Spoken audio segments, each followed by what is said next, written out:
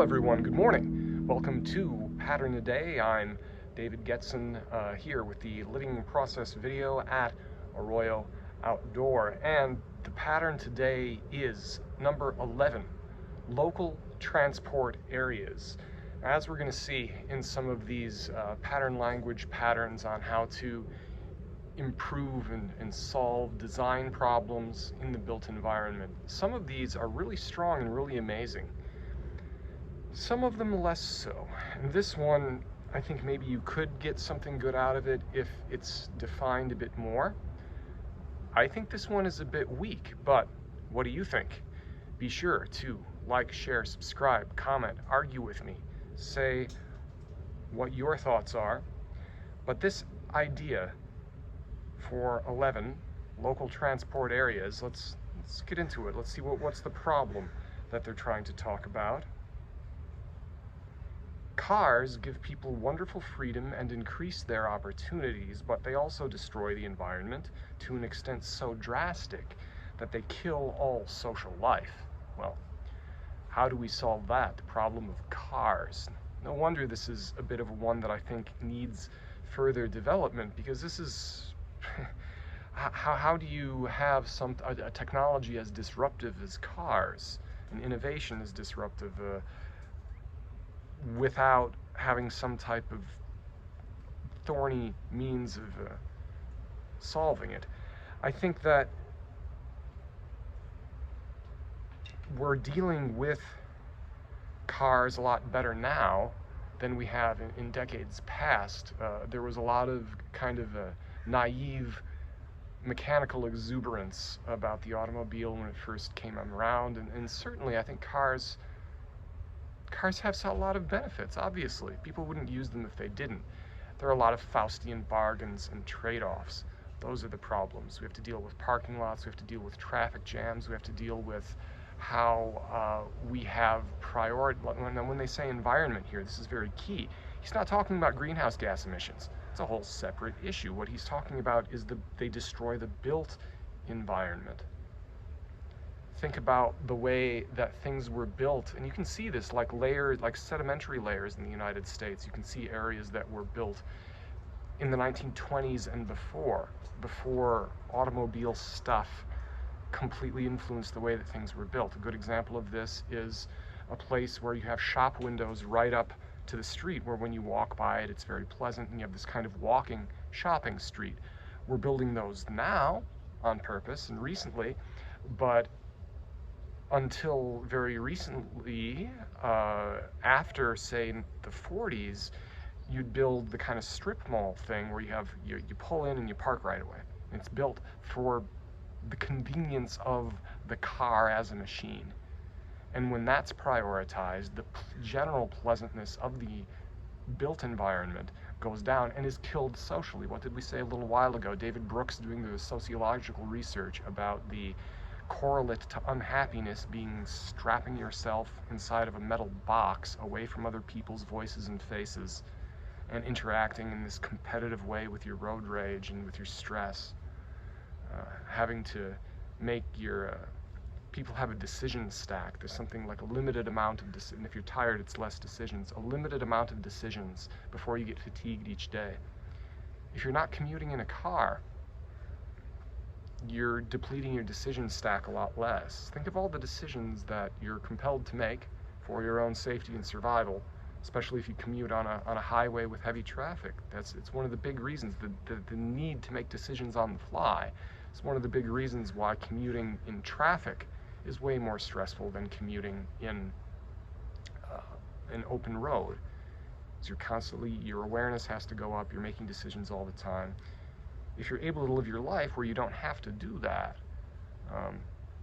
things can be better. But how do we deal with this? Build your own built environment. So, what do they propose? I don't know how strong I think this solution is, but let's see what they said. Let's see what they came up with. I mean, it's something. So the cars destroy the built environment to an extent so drastic they kill all social life. Kind of. It's a bit extreme, but yeah, kind of. Therefore, break the urban area down into local transport areas, each one between 1 and 2 miles across, surrounded by a ring road.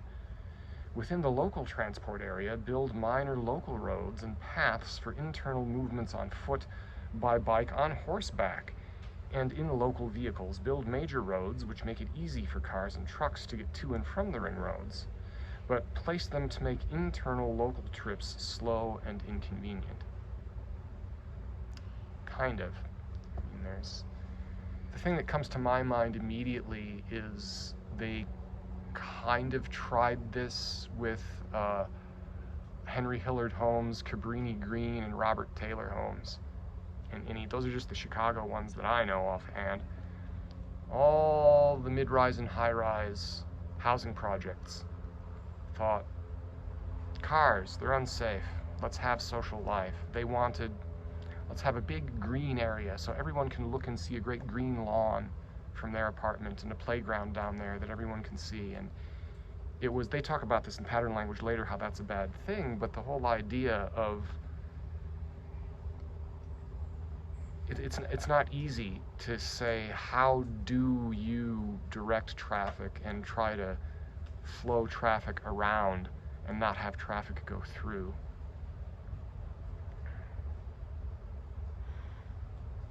It is an issue for crime, potentially, that if you can't have, that's what happened in the projects, is that you had these so-called super blocks, which was what would have been normally several blocks, maybe 4 blocks, became 1 block, and they got rid of the roads.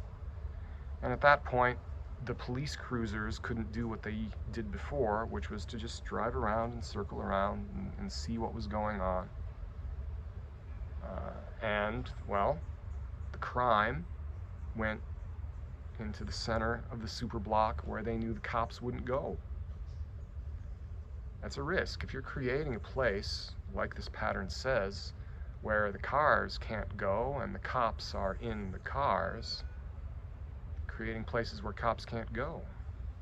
And unscrupulous people can take advantage of that. That's concerned. So, I don't know, bike cops.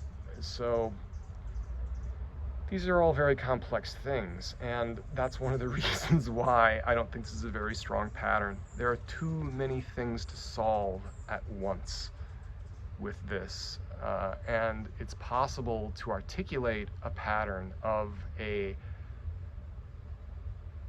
local transport. And I think the water metaphor is a good one. I don't know if they used it here or not, but the idea of having a main stream and tributaries and calm ponds to the side of it, and think about transportation and circulation like that, which the École des Beaux-Arts did in the French school of architecture in the 19th century, that's remembered for all the classical stuff. That was the way they made things look, but they did some fantastic work about how the École made things work. In dealing with public transportation in plazas, they did wonderful studies where they looked at water flow. They analogized the flow of human crowds to how water spins around and circulates, because they wanted it to be, this is a very French thing, they wanted it to be a pleasant experience where people do not bump into each other, and that could be very bad. You might have a revolution if enough people bump into each other and start yelling. They wanted it to be very calm and nice. So if you think about the École des Beaux-Arts did that for pedestrian traffic, well, if we're thinking about how that goes with mixed pedestrian and vehicle traffic, I think we're getting close. This whole bike lane, bus lane thing, that stuff was not obvious. You know, the simple question of, I don't think pattern language treats this. We've figured this out. We've created our new patterns, obviously, and one of them is, where do you put the bike lane and where do you put the bus lane? What's inside and outside the other? Well, I've yammered on enough for this morning. I hope you've enjoyed this. So, we'll talk about those things later on, I'm sure. And be sure to stay tuned for pattern number 12, Community of 7,000, next time on Living Process. Thank you for listening.